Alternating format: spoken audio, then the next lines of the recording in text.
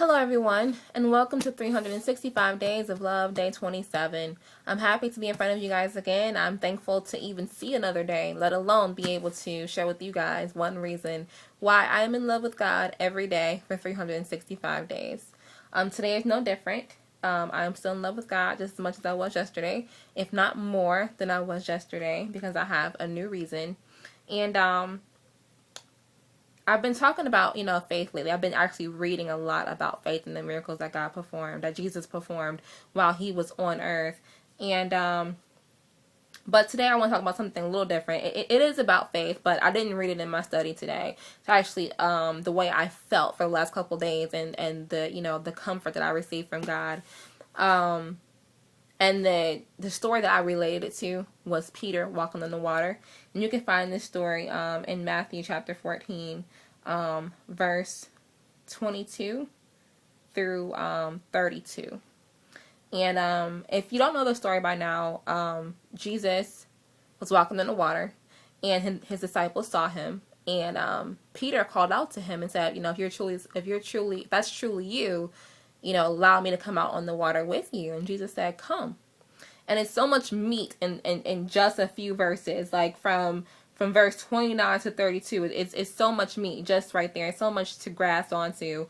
What I realized is that, when Jesus said, come, all the provisions for Peter to be able to walk on the water was already there. It's like if God gives you a direction to go start a business or to go move somewhere, if he gives you that direction, all the provisions are made as long as you have enough faith in the fact that God made provisions for you. So when he said come, the ability for him to walk on the water was already there. He just had to believe enough to actually do it. So he, got out of the boat and he walked on the water.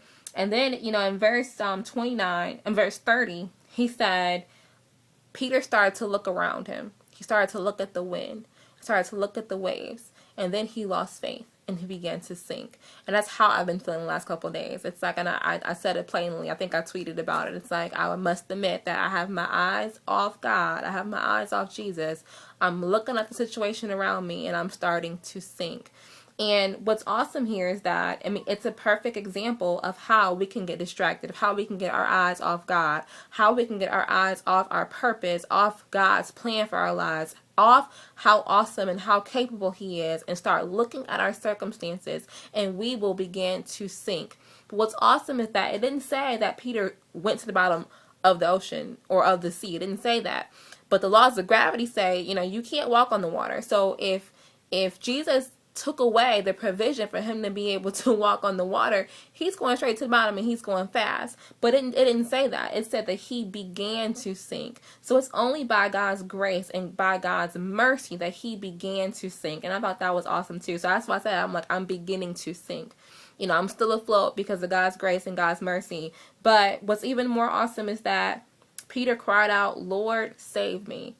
So he knew enough to ask for help. I never forget when Minister Michelle at my church ministered on this. It was awesome. And it was like, man, like that's how a lot of us feel a lot of times in our life. We began to sink. And a lot of us don't know enough to say, Lord, help me. And when he said, Lord, help me, immediately it says in verse 31, Jesus reached out his hand and caught him.